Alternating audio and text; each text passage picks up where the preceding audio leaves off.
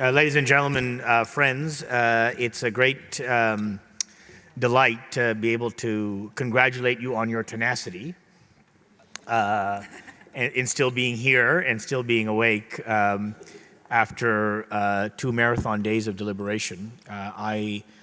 We've been delighted to partner with CCIC and CACID on this event. When Julia came to us some months ago to talk a bit about the idea of this conference, she talked about this as being a special event for Canada 150. And what struck us and what motivated us was that we shared an ethic that Canada 150 ought to be not only a celebration, but a moment of reflection, maybe even a moment of introspective challenge for the community, that we might look backward to look forward, to connect our roots with our dreams in relation to our role for this country and our aspiration for what it might do in the world. Because we shared that ethic, we were really excited about being able to be involved in putting this all together, to be able to invite people from across the country, but also from around the world, to put up a bit of a mirror, to challenge us in different kinds of ways, and to hopefully refresh our own thinking individually, but also collectively about the work ahead at what is, I think by all accounts, a very fragile time in the world.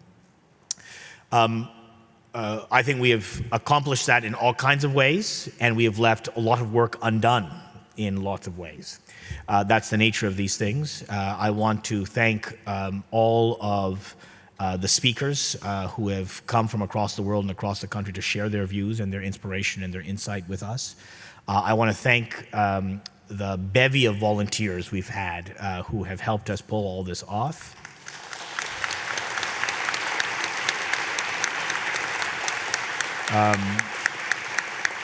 The team at both CCIC and AKFC who have collaborated so well in making the arrangements and putting this all together. And to CACID, Vipasha, to Julia and CCIC, and Jillian and the board of CCIC for giving us the opportunity to collaborate. It's been a real delight to do so, and it has moved us in all kinds of directions, even in the planning of this, to think about things in new ways.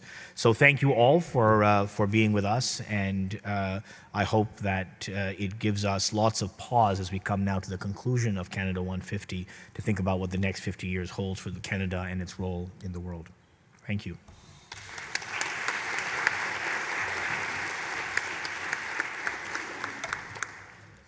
So over the past 2 days, I really enjoyed Deb Bhattacharya's aphorisms and analogies and proverbs, including the ones he had last night at the Canada's G7 presidency event. I thought he was in really fine form. So I think I'm going to conclude with a proverb or two of my own. This whole initiative, the collaboration came about between CACID and CCIC because we wanted to see what the status of collaboration between Canadian academics and civil society looked like, and then we wanted to find out sustainable ways of collaborating in the future.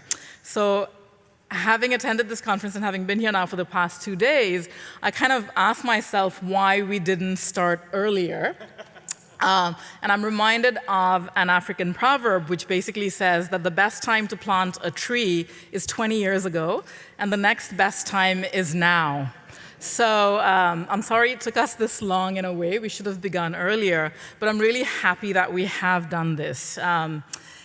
The other expression that I kept thinking about today is from Zora Neale Hurston, who is one of my favorite writers, social activists, and of course anthropologists.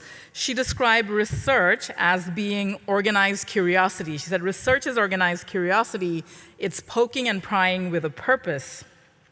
So borrowing from that, I actually think research is also organized passion.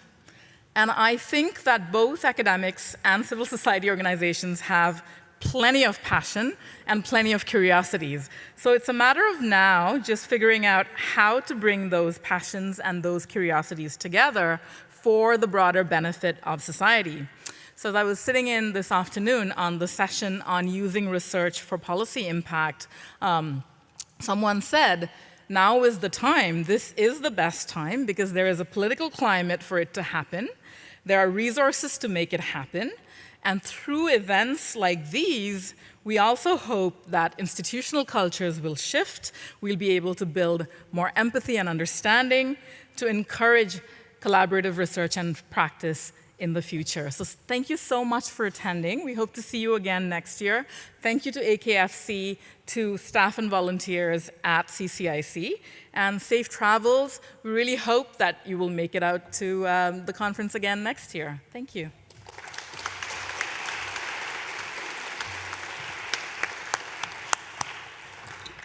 Thank you very much. So I have to now think who my two predecessors haven't thanked to make sure I thank them too. So I'll start with our translators. Yay, interpreters. Thank you very much. For this conference, because of our partnership, we had a, what did we call it? Reference committee, I think. A conference committee, that's what it was called. So Jennifer, who's in the room somewhere, I hope. There she is, Jennifer. Rebecca, I saw leaving with her backpack earlier. Is she back? Nope. Rebecca Thiessen from CACID. Jennifer. Michelle Bested. Where is our dear Michelle? Where is Michelle?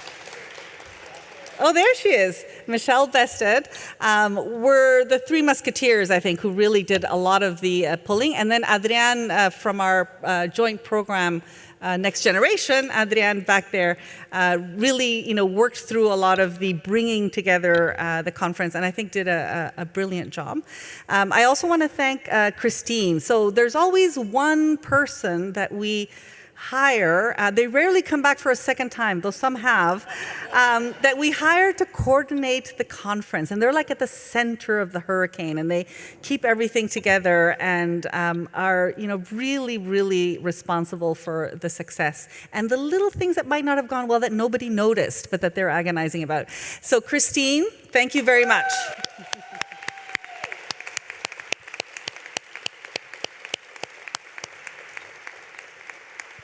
So I hope that you all enjoyed these 2 days. As Khalil was saying, it's an opportunity to come together, to reflect. It's an interesting year where we're thinking a lot about who we are as a country, what we've accomplished, where we're going.